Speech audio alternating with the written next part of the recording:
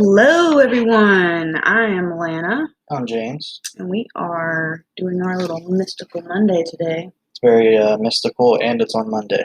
It's true. Two things that is the requirement for mystical Monday.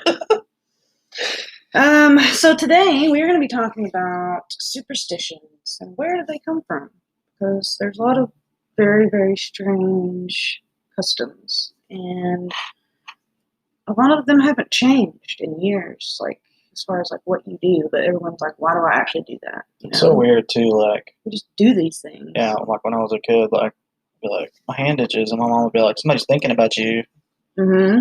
Or don't if your palm ever itches, it's like you're have money come to you. Isn't that But so like weird? if you scratch it, it won't come. Yeah. Like, don't scratch your hand, blow on it. What? So many places. Yeah. Yeah. That's really strange. I get it. But yeah, we're going to talk about some of these, and we're going to talk about maybe the origins of them, or at least the rumors of origins of them. Because of course, a lot of them are just ridiculous. But yeah. I'm going to start with one that may not be as ridiculous.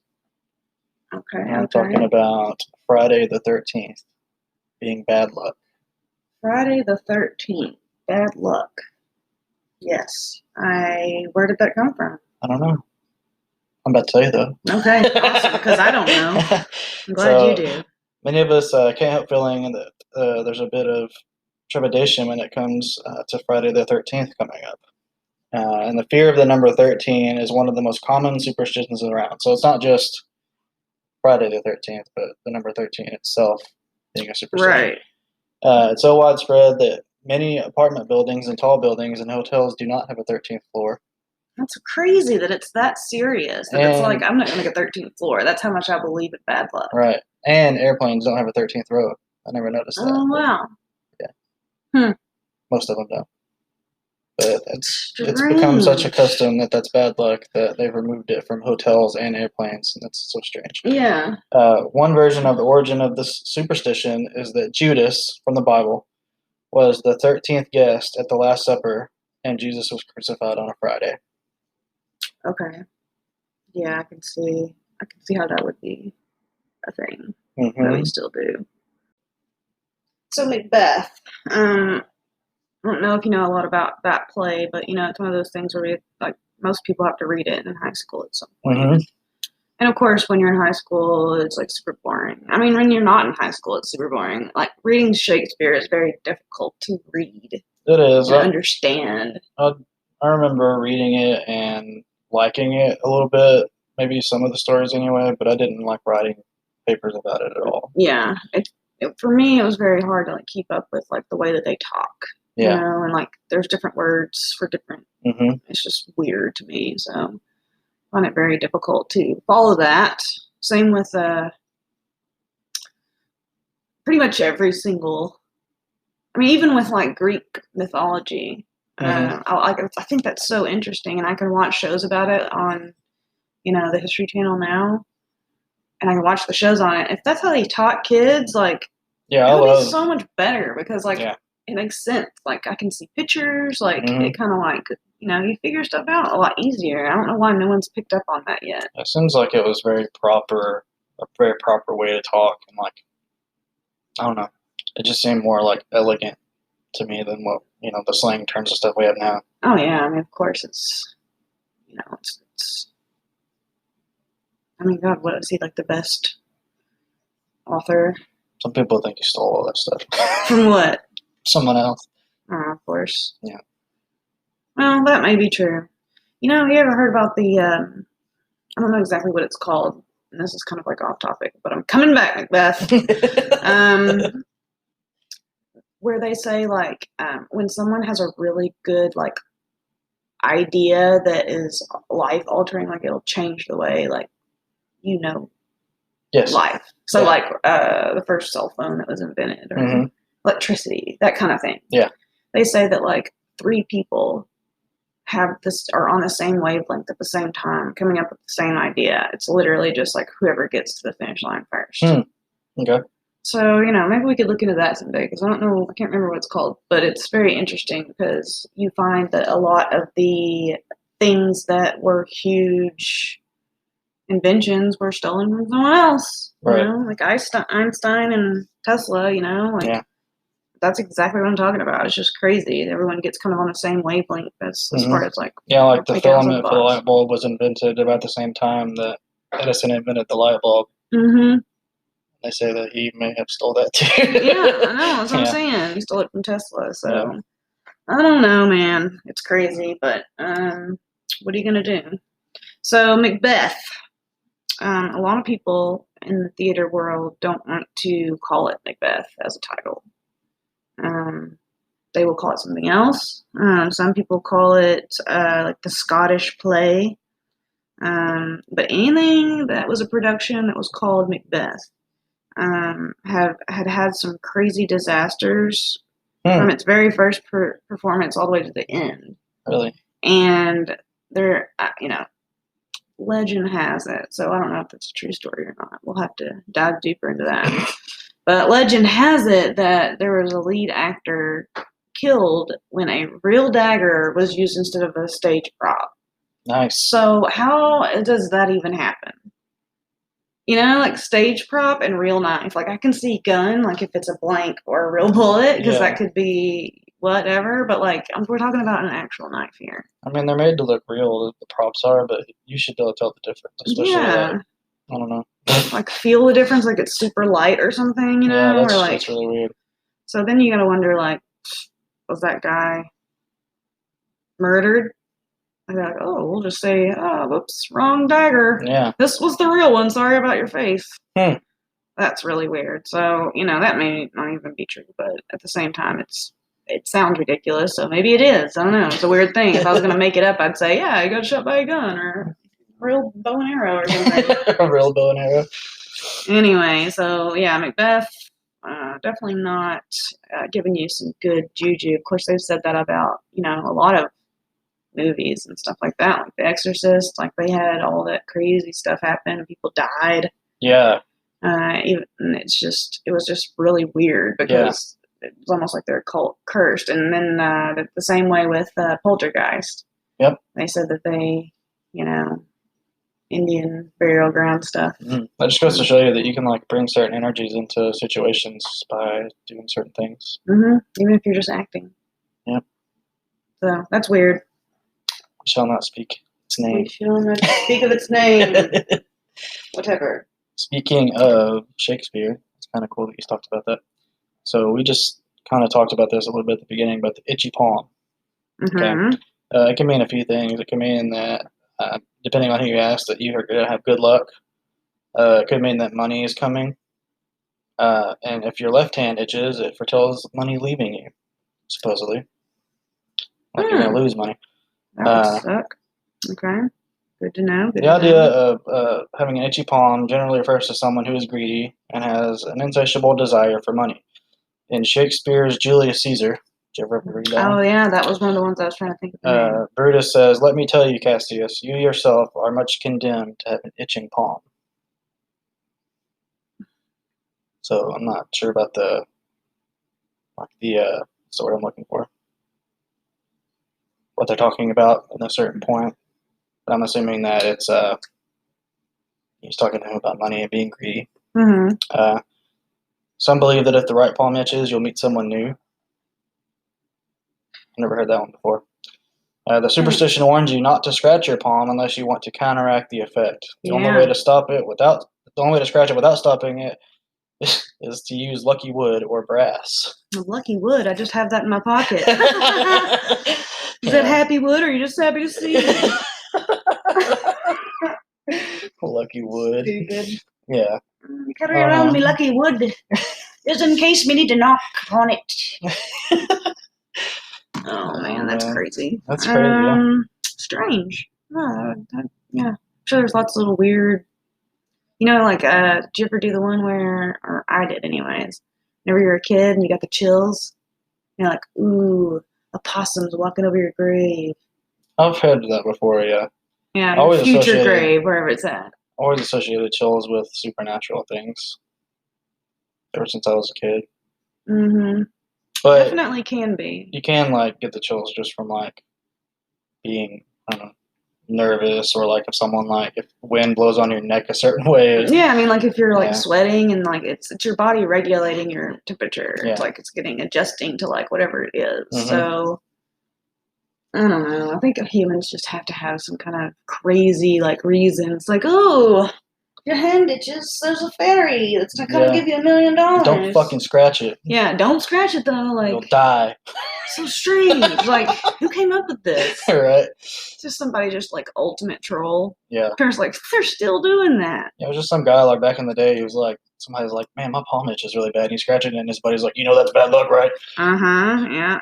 It's like you shouldn't scratch that. You shouldn't scratch that. You're gonna undo it. And they just pass that down to like different people in different generations. Or maybe it's like one of those things where it starts as one thing and then it stops as like like gossip changes over time. Yeah, but it doesn't seem like a lot of these change. They're just like that's true. I mean, it's almost just like the original reason why you did these things don't exist anymore, but you still do the same traditions as if they did. Mm-hmm. But you just don't know why, and you don't care. You just do it anyway. Like that is a human race for you. Yeah. Like you could just be like, my hand itches because it itches. Like whatever.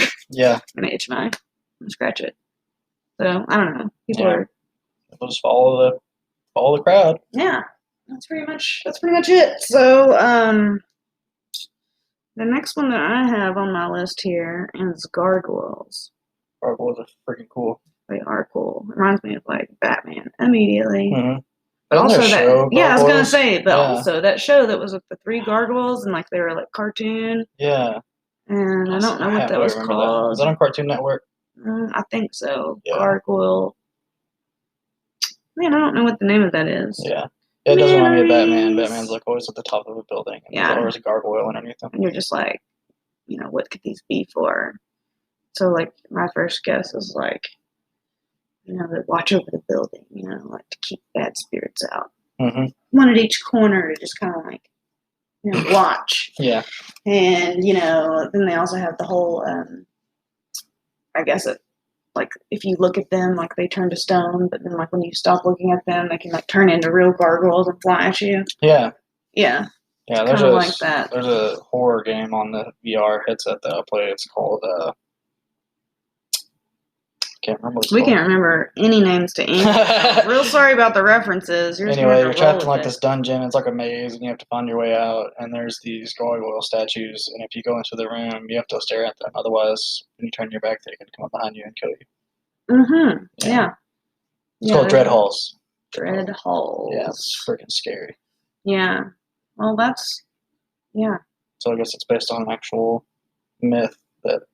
Yeah, that they like move. There's a lot of things in culture that are like stone unless and then when you stop looking at them, like, so they'll set stuff up where it's like a pair of eyes is always like looking at them. Like maybe they make like a statue with the person that's like looking at the gargoyle so that the gargoyle can never turn alive. He's always going to be stone unless that statue gets knocked over and no one's looking at him. It's weird. It's really crazy, but none of that is true. You want to know what the purpose of gargoyles really is? What? To drain the rain off the roof. That's it. Someone had a smart idea one day when they're like, hey, these gargoyles, they look pretty freaking cool up here. Yeah. On the corners of this building. It's like, it's crazy looking. I always thought maybe it was some kind of like old, like medieval, design, architecture or whatever, and it just kind of stuck around. I think it had more to do with the fact that they just look cool, They look like they're guarding the place, but I mean, it's not really like, I don't think it goes that deep. Maybe, I don't know where that actual idea of turning to stone, that's the story of Medusa, though. That's the story of Medusa, though, right? Mm. Yeah, so I guess that's where it originated. It's kind of a knockoff of that whole story. Yeah. So. Yeah. I mean, to be honest, probably every single, like, myth story that we could talk about originated in Greek mythology. We need to talk about mythology one day on the show. Yeah, because it's crazy. I love it. It's really cool. Yeah, it is very interesting. And, I wish I had paid attention in school because I did not. But there was we had a whole class on it. It was just Greek mythology. And it was just so hard to read and I just couldn't follow it. I wanted to, but But if they had shown me, like a documentary that we can watch on, the History Channel now, that would make me watch it and understand it so much better. Like if I were, I'm not dissing on any teachers because you guys work hard and please don't take it that way. But if I were in this position, I would definitely like show them documentary style, whatever that's on like, History Channel and all of that, because it is so easier to grasp when you can see things and, kind of put things together instead of it just being this story that you can't really understand well when it's spoken. Yeah. I really like the story of like Achilles and Hercules, like all the other Eases. The Ease. But yeah. Troy with Brad Pitt. You ever seen that movie? Yes, I have. It's one of my favorite movies. It blew my mind whenever I realized why it's called an Achilles heel. Yeah. It's like, it's because he was the strongest, most powerful warrior, and just cutting his heel just took him down. Do you know why they were able to kill him by hitting him in the heel? Because it's connected to all of your. Because it is. Yeah, well, that's true. Yeah, that would have incapacitated anyone. But the reason why he had a weakness in his heel is because whenever he was a baby, he was supposedly his mother was a god, and his father was a human, and he was a demigod or whatever. And whenever he was born, they dipped him in like this water or whatever that would make him invincible. But whenever they dipped him, they grabbed him by his foot, and so they didn't dip his foot in the water. I didn't know that. That's super cool. Yeah. Is that in the movie? No. I didn't think so. Yeah. So that's why he had a weakness there. All right, I'm going to switch gears up a little bit, and we'll talk about the next one. I'm sure everyone's heard of this one, but walking underneath a ladder is supposed to be bad luck. Yes. It's common sense to avoid walking under an open ladder for fear of something falling on you. But there are superstitious reasons for avoiding ladders too. People think that the reason for this is because the shape of an open ladder is a triangle, which signifies life in some mythologies. And when you walk through the triangle, it's as though it's thought that you tempt your fate. And you also run the risk of awakening spirits that live within the triangle, including evil spirits who may not be happy with you disturbing them. Jeez. It's a lot of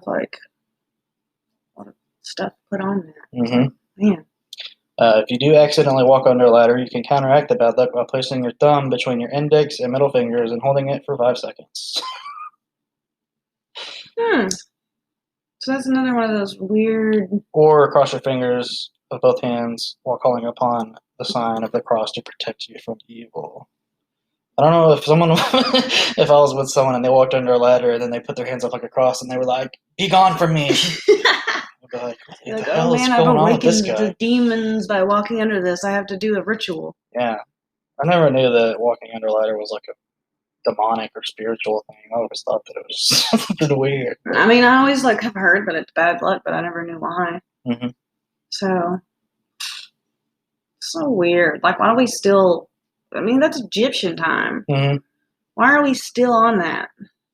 We just hate change. That's what it is. Yep. We like change, but we hate change at the same time. We don't want anything to change, literally down to... We do way too many things just because that's how our parents did it. Yeah, it's crazy. Yeah. It's everyone has different ways that they, make eggs. Some people do this, some people do that. I heard I don't know, it's probably like a parable or some kind of story just to get the point across, but basically it says that this woman always used to make ham, and she would put ham in her little pan, and she would cut the ends off the ham and she would put it in the pan and then she would put it in the oven to cook it. And one day someone asked, "Hey, why do you cut the ends off the ham? We could eat the ends. Why do you cut the ends off?" And she was like, "Well, it's just something that my parents always did, so I was raised to do that's the way you do it."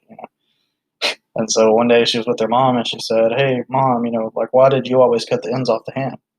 And she said, "Well, I did it because my pan wasn't big enough." Oh my God, really? Yeah. Wow. So that just kind of just an example of... That was a good example of just why. Yeah. You should learn things yourself and do things the best way for you at the time. You shouldn't do things just because someone else did them that way. Yeah, you can break outside the box, If you only make scrambled eggs, guess what? There's different types of eggs. Oh, man. And you can make them different ways. And guess what? All delicious. Oh, yeah. I have yet to meet an egg I don't like. I'm talking about some omelets, though. Omelets are good, but here's my pet peeve with omelets. Okay. When they give it to you and the egg is brown. Oh, yeah. It's like burnt. Yeah. And that is pretty much every place that I've ever been to. There's been like brown. I'm not talking about like a little bit of brown. I mean like it's like burnt. Yeah. And it's got like a hard layer on top of it. Uh-huh. People can't be trusted. Mm-hmm. It's just whatever. But yeah, that's funny that you should say that, because my next one is the superstition of crossing your fingers when you're trying to make a promise. Well, to say secretly not promise it.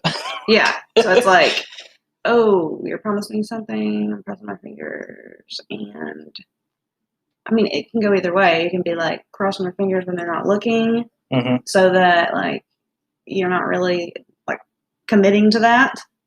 Or you can be like, I cross my fingers. Yeah. What's those crazy sayings? Cross my heart, hope to die, stick a needle in my eye. What the hell is that? Why are we doing this? Yeah, I don't know, man. That's so weird. Why are you crossing your heart and hoping that you die and then sticking needles in your eye? Yeah, maybe that's just like what?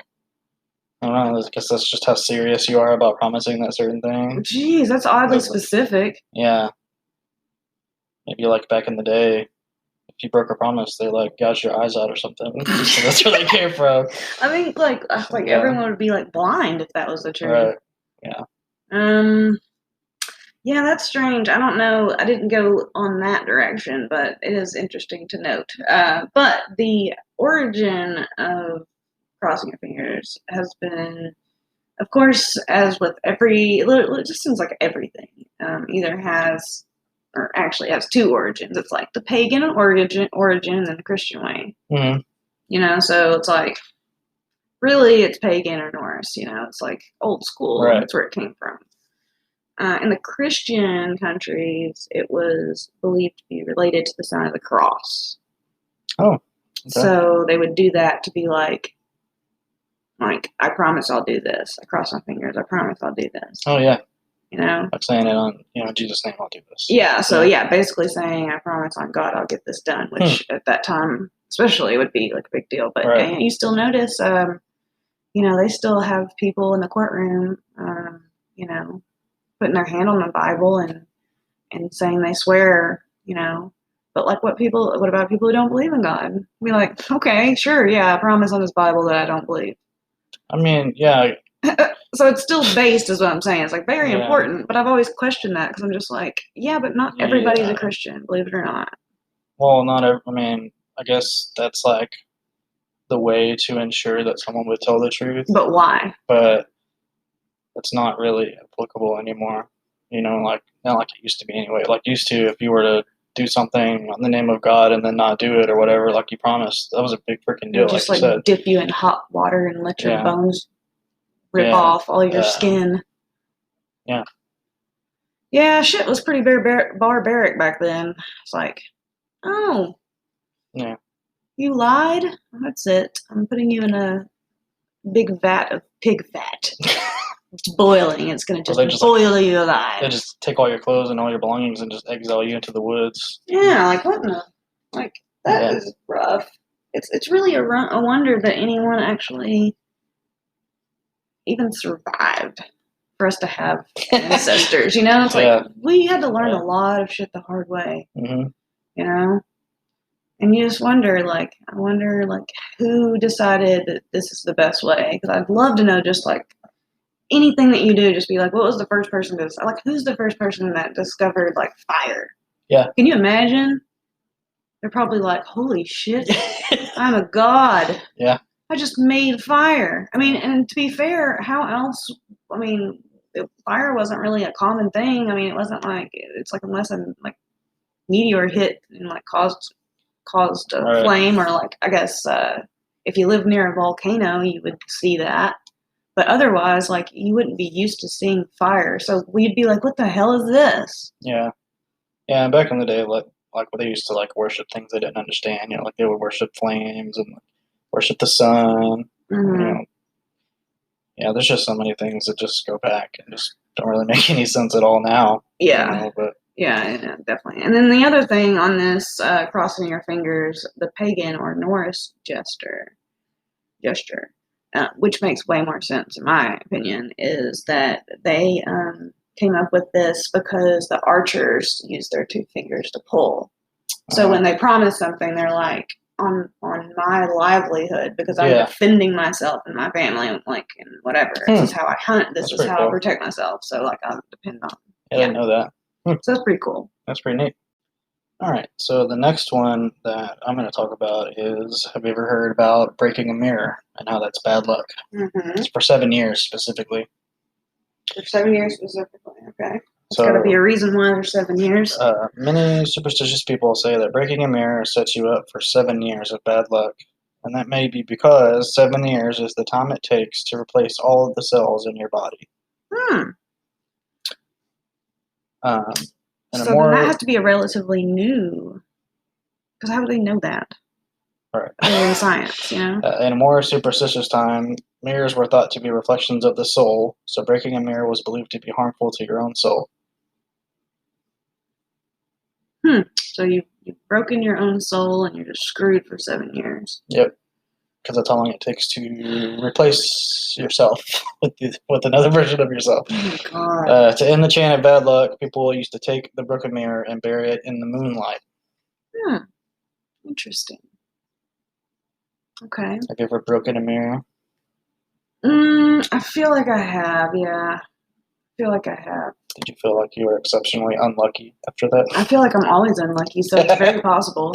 Being that I can't even remember for sure, like, breaking one, but I'm sure that I have, because I'm so clumsy with everything. I'm sure I have. That's weird. Yeah, life has kind of sucked here and there, so. Might have been that mirror. It might have been that damn mirror. Should have put it out in the moonlight. Or, I have another one that has bad luck. Have you ever opened an umbrella inside? No.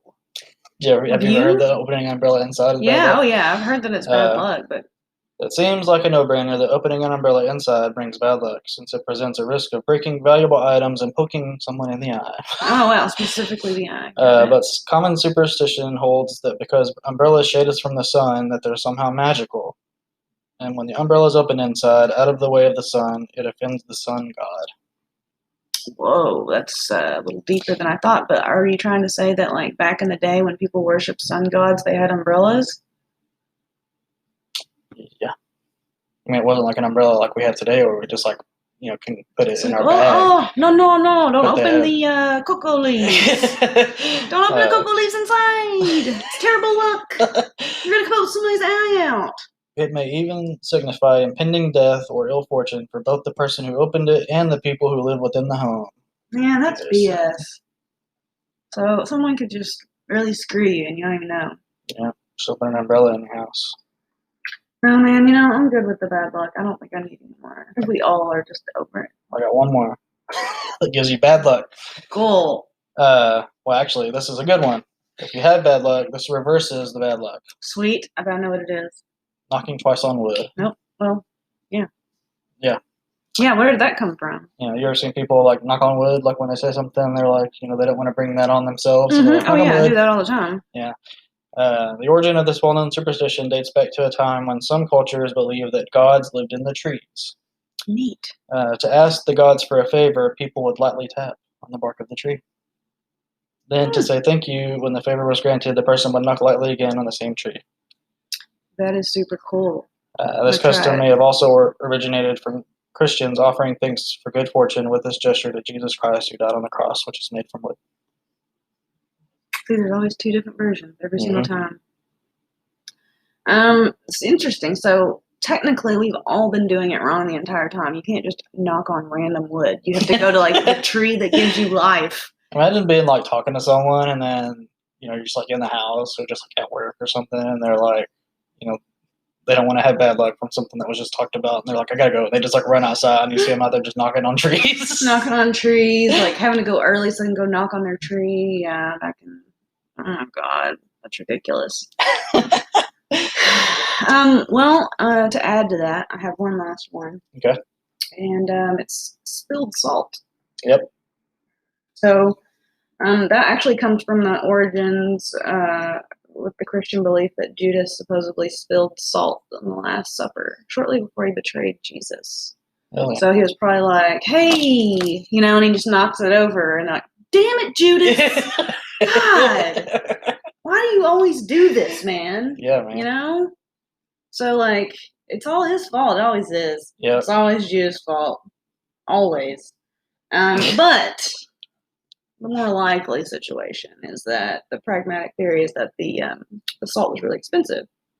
So dropping it was really unfortunate because spices and stuff was worth a lot of money back in the day. Yeah, I can see that. And it's also used as a sign of friendship and hospitality. And spilling salt offered to you by your host is a bad sign. So if your waitress has a tray of food and a salt shaker, and she gives you all the food, and then the salt gets knocked over, You just shouldn't do it. Just get up and leave. Yeah, you're just like, I can't believe it. Can't eat this delicious meal. I cannot eat this food because this bitch spilled the salt. Damn it. That's basically what it is. And the other superstition involving salt was that, you throw a pinch of salt over your shoulder. It brings good luck and it wards off evil. So basically, spilled salt either means you ward off evil spirits and you have good luck, or everything's trashed and you shouldn't do it because it's a bad sign. Salt is used a lot, actually, in paranormal things, like making a ring of salt around yourself for protection, or it's very very popular in Wiccan. You use it too. So if you go and sage your house to get all the bad energy out. So you open your windows, you open your door, and you sage. You go around to each room and you basically follow every corner until the flame is going straight up, because at first it'll kind of do this crazy little dance. Go in there and sage, and then once it's all done and you've saged and everything, then you go back to your door and you put salt down as a barrier to be like, okay, I've gotten all the bad energy out. Now I'm putting down salt as my barrier, and it can't come back in. Same with windows and stuff like that. And then you can close the windows. But if you don't put the barrier down before you close it, then they can just come back in. Same if you sage your house and you don't open your windows or your door. It's it doesn't have anywhere to go. It's just you're chasing it around the room, around the house. You gotta open your doors, you gotta open your windows, and then you gotta protect yourself afterwards, or it'll just come right back. Salt's so good, though. Salt is good. It was a great discovery. Yeah. Someone was just like, this sand tastes very weird. Why is the sand melt in my mouth? It's very strange. I don't know. How do you mine? It's just straight up, always sand, right? Salt. It's little rock salt. Mm-hmm. You just break it up, right? Yeah. You just go in the salt mines and just mine salt. So many crazy things. Humans really have done a lot of crazy stuff, and I got to give it to them. I don't know how they even survived at all. How humans even made it. Yeah. And part of me, I bet you, we don't know about it yet or whatever, but I bet you that there, when they say there's a gap between the, if you believe in, going from an ape to a person. Evolution. Yeah. Jesus Christ. Okay. Evolution. If you believe that, and it's a scientific thing, there's a huge gap in there. From when we be a person and when we were, cavemen. Yeah. It's such a huge gap. But I would be willing to bet that from caveman to what we are today, there was probably so many trial and error situations where it was just you guys are never going to make it. And that's why I'm just how did they keep going? Because, I don't know, it's beyond me, It's yeah, I really don't know. Yeah, they probably had it really bad because they didn't have a lot of the stuff that we had, because they didn't know anything about it. No, it hadn't been invented yet, fire. Yeah, or a wheel. The wheel. Yeah, I bet the wheel and lever and pulley systems and stuff, all that stuff would have been so much easier for them, but they didn't have that. Yeah. Yeah. Well, I mean, straight up Fred Flintstone that shit. I wonder how many years there are between, like, I'm assuming that Egyptians are ancient, like, originators. Like, I think we all come from that region. Mm-hmm. So technically, Egyptian, I guess, would be like, I don't want to say like anything, like, not a master race, because that's very like racist, but like they were the original, template.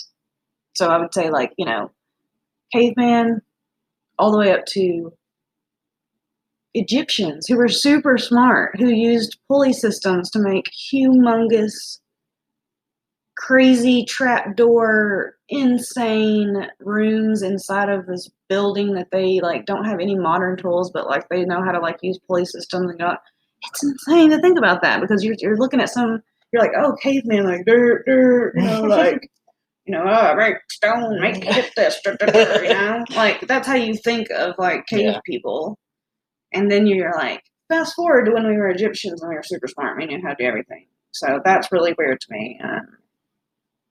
We could say aliens if we wanted to. It's kind of strange. Or the aliens did it. But you got to think about how much time was between those two things. It had to have been a while. Yeah. For evolution to take its spot to the point where it's like, hey, we've done this before. Like, we know how this works. It's going to take a little bit of effort. But when you have an entire civilization, like, working towards the same common goal, which is let's get this motherfucker built. Yeah. Not to mention they had thousands and thousands of slaves. Yeah. And slaves, yeah. Always slaves, man. It sucks.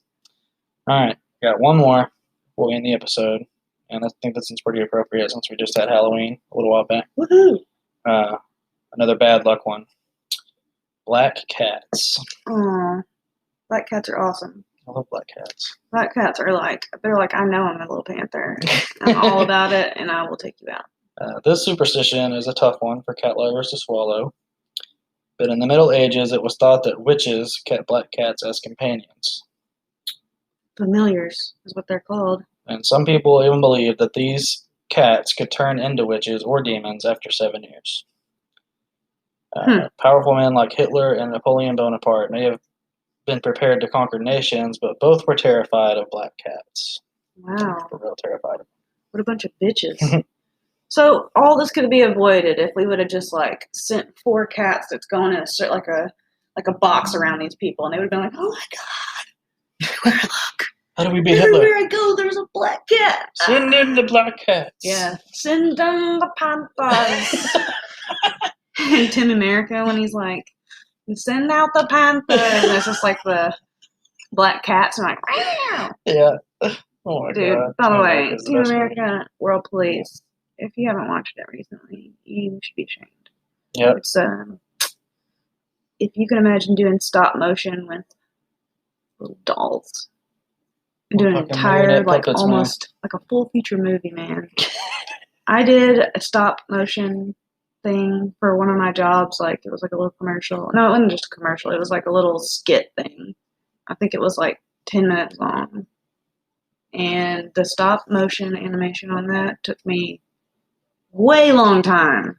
They use stop motion for a lot of that movie, but they also use marionettes. Like, they're on strings. Oh yeah, they're on marionettes. They had to like make them do the things they did. Of course, half of them are really dumb looking, Yeah. Durga, durga, durga. It's such a great movie. There's so many quotables, and it's absolutely terrible. It's just terrible, but it's so terrible it's good. Yeah. I've loved so many movies like that. I love that movie. Yeah. Anyway. Sorry. The black cats. Again. Yeah. They're unlucky. It's always been said, like, if a black cat crosses in your path before you walk down it, it's supposed to be bad luck. Mm-hmm. Yeah. Yeah, I just... it's just really strange. See one that just, like, runs across the street in front of your car, and you're like, damn it! Yeah, I'll still say There's nothing I can do! Yeah. There's nothing I can do! There's something to win! Something! Anyway... you guys have any superstitions that we didn't mention here? It'd be cool if you commented on this video. Or if you're listening on Spotify, you can't really comment, but, get on our Facebook and let us know. Mm-hmm, for sure. I'd love to hear about We got a lot of, like, really cool things going on, so make sure that you check out our Facebook and catch all that's going on.